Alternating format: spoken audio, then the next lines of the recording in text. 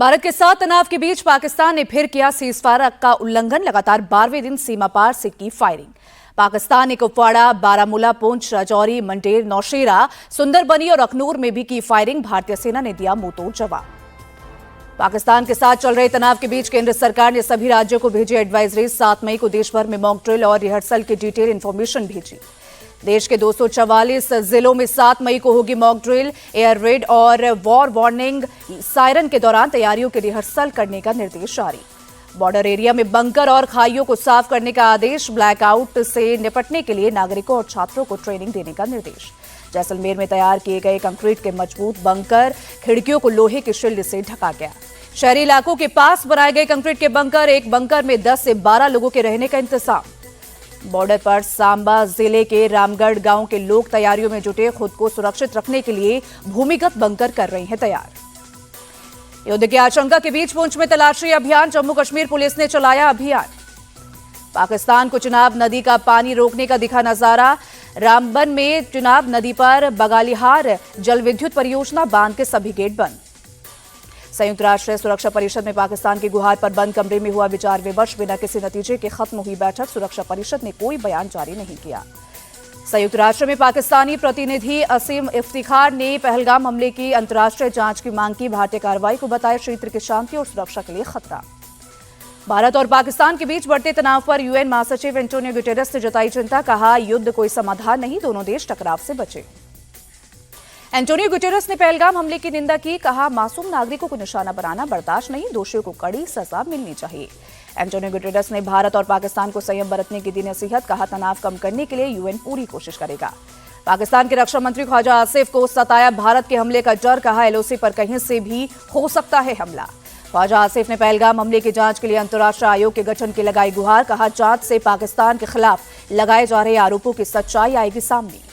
भारतीय नौसेना और डीआरडीओ ने स्वदेशी मल्टी इन्फ्लुएंस ग्राउंड माइन का सफल टेस्ट किया। अब समुद्री सीमा में दुश्मन के सबमरीन को घुसने की रोकना होगा अब आसान।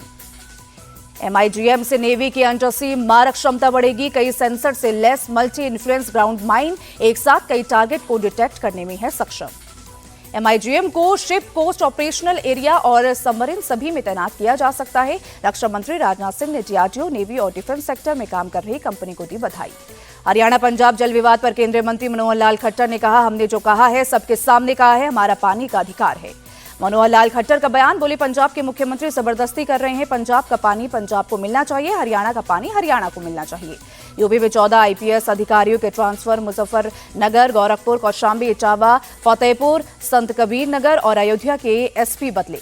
चंडीगढ़ के सेक्टर 25 में अवैध कॉलोनियों को हटाने का प्रशासन ने चलाया अभियान। मौके पर बड़ी संख्या में पुलिस बल तैनात। गुजरात के दाहोद में आग का तांडव। चिलकोटा गांव के कई घरों में लगी आग। बड़े पैमाने पर नुकसान की आशंका। ओडिशा के जाजपुर में गलत दिशा से आ रही बाइक ने कार में मारी टक्कर। बाइक सवार 5 फीट हवा में उछलकर सड़क पर गिरा। रोहतक में एक स्कॉर्पियो सवार पर लाठी डंडों से बदमाशों ने किया हमला। सीसीटीवी में कैद वारदात सोशल मीडिया पर हुई वायरल। भोपाल में कॉलेज की छात्राओं से रेप, ब्लैकमेलिंग और लव जिहाद मामले में प्रशासन की बड़ी कार्रवाई। लव जिहाद के अड्डे, क्लब, 90 रेस्टोरेंट पर चला बुलडोजर। गुजरात के अमरेली में बड़ा हादसा। शेत्रुंजी नदी में डूबने से 4 लोगों की मौत, शव बरामद। अलीगढ़ पुलिस की बड़ी कामयाबी, लूटकांड के 4 आरोपियों को किया गिरफ्तार। जम्मू कश्मीर के सांबा में चीची माता मंदिर के पास सड़क का हिस्सा धंसा। एहतियातन रोकी गई एक तरफ की आवाजाही। दिल्ली एनसीआर में अगले 2 दिन तक बारिश की संभावना। मौसम विभाग के मुताबिक 40 किलोमीटर की रफ्तार से चल सकती है हवा। उत्तराखंड में अगले 3 दिन तक भारी बारिश और बर्फबारी की चेतावनी। उत्तरकाशी में 7 और 8 मई को भारी बारिश, बर्फबारी और आकाशीय बिजली गिरने का रेड अलर्ट जारी। उत्तराखंड के अन्य जनपदों में 6, 7 और 8 मई को बारिश और बर्फबारी का ऑरेंज और येलो अलर्ट जारी। सीएम पुष्कर सिंह धामी ने आपदा प्रबंधन विभाग को किसी भी हालात से निपटने की तैयारी का दिया निर्देश। गुजरात के खेड़ा जिले में तूफान का कहर। पेड़ गिरने से एक महिला की मौत जबकि एक शख्स हुआ घायल। गुजरात के मोरबी में बीती रात हुई बारिश, गरज के साथ बरसे बादल। यूपी में तूफान और भारी बारिश के अलर्ट को लेकर सीएम योगी का निर्देश। जिलों के अधिकारियों को पूरी मुस्तैदी से राहत कार्य चलाने के निर्देश दिए। किसी भी तरह का नुकसान पर तत्काल अनुग्रह राशि बांटी जाए। भोपाल में बीती शाम हुई तेज बारिश, बादलों की वजह से छाया अंधेरा। पंजाब के मोहाली में कल हुई तेज बारिश के बाद जलभराव, कई इलाकों में सड़कों पर जमा हुआ पानी। बाबा अमरनाथ की पवित्र गुफा से पहली तस्वीर आई सामने। यात्रा से 2 महीने पहले विशालकाय शिवलिंग ने लिया आकार। अमरनाथ यात्रा 3 जुलाई से होगी शुरू। जम्मू कश्मीर के लेफ्टिनेंट गवर्नर मनोज सिन्हा ने श्रीनगर के ट्रांजिट कैंप में यात्रा की तैयारियों का लिया जायजा।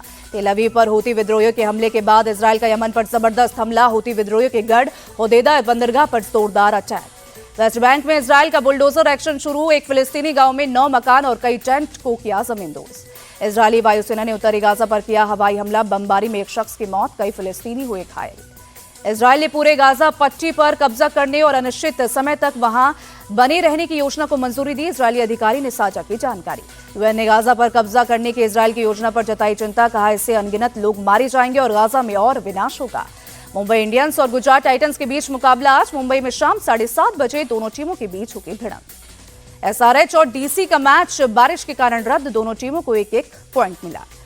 भारतीय क्रिकेटर मोहम्मद शमी को मिली जान से मारने की धमकी। अमरोहा क्राइम ब्रांच की टीम जांच में जुटी। नीरज चोपड़ा क्लासिक भाला फेंक प्रतियोगिता के लिए टिकटों की बिक्री शुरू। भाला फेंक प्रतियोगिता 24 मई को बेंगलुरु के श्री कांतिरवा स्टेडियम में आयोजित होगी।